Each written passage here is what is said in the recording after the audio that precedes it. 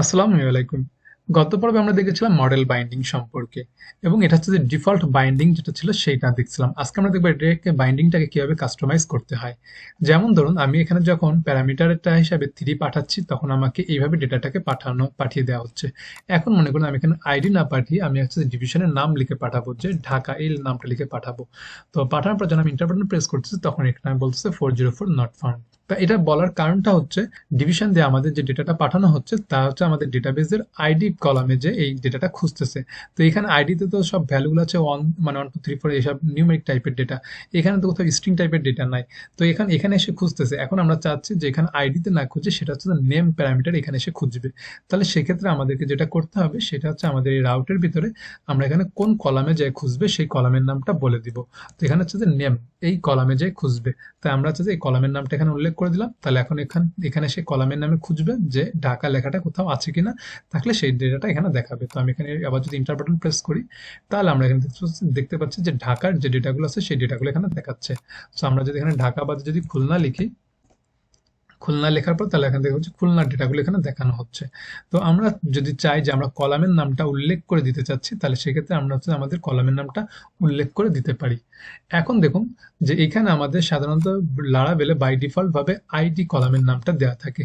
তো আমরা যদি চাই যে সবসময় নেম কলাম দিয়ে আমাদের ডেটাটা খুঁজবে তাহলে সেক্ষেত্রে আমরা এখানে বারবার এই নেম কলামের নামটা না লিখে আমরা হচ্ছে যে সরাসরি এটাকে মডেলের সাথে বাইন্ড করে দিতে পারি।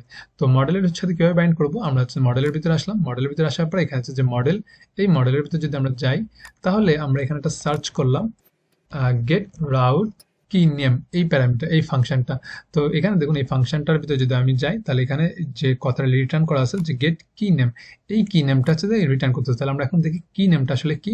আমরা কি নেমের ভিতরে গেলাম, কি নামের ভিতরে গেলে আমরা এখানে দেখতে পাচ্ছি প্রাইমারি কি এই কথাটা লেখা আছে। তো আমরা যদি এখন প্রাইমারি কির ভিতরে যাই তাহলে প্রাইমারি কির ভিতরে দেখতে পাচ্ছি যে আইডি, তার মানে হচ্ছে রাউট গেট রাউট কি নেম তার ভিতরে যে কথাটা লেখা আছে সেটা হচ্ছে আইডি।